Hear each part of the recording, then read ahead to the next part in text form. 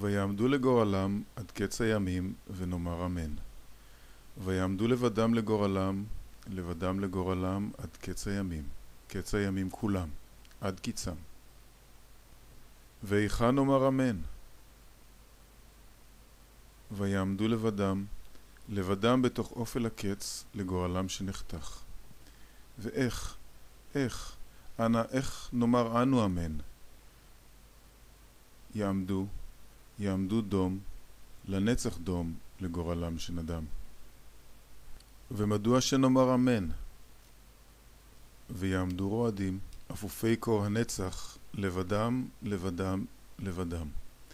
לגורלם שנפל להם, לגורלם שנפל.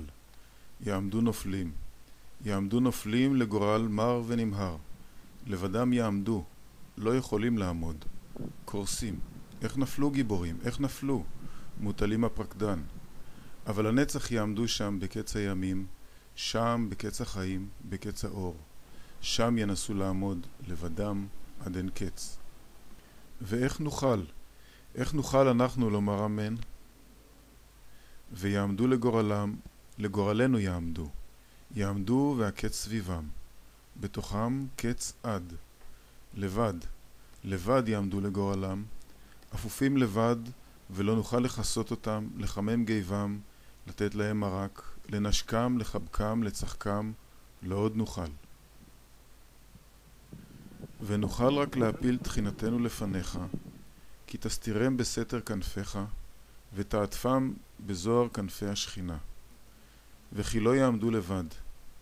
ובכל זאת הם עומדים שם, בקץ הימים, שם, בקץ החיים, בקץ האור, שם ינסו לעמוד לבדם, מקץ עד אין קץ. ואיכה נוכל אנחנו לומר אמן? ויעמדו לגורלם, ושמה באמת כנפיך, שמה בסתר כנפיך, והלוואי הוא באור, ובזוהר, ובטוב השכינה, אבל הם לבדם. ואיך נאמר אמן? והקץ סביבם, בתוכם, קץ לעד לבד יעמדו לגורלם, אפופים לבד. והם הותירונו לגורלנו, ולנו לא נותר אלא להניחם לגורלם. עד קץ הימים לאין קץ, לא נותר לנו דבר, אלא לומר אמן.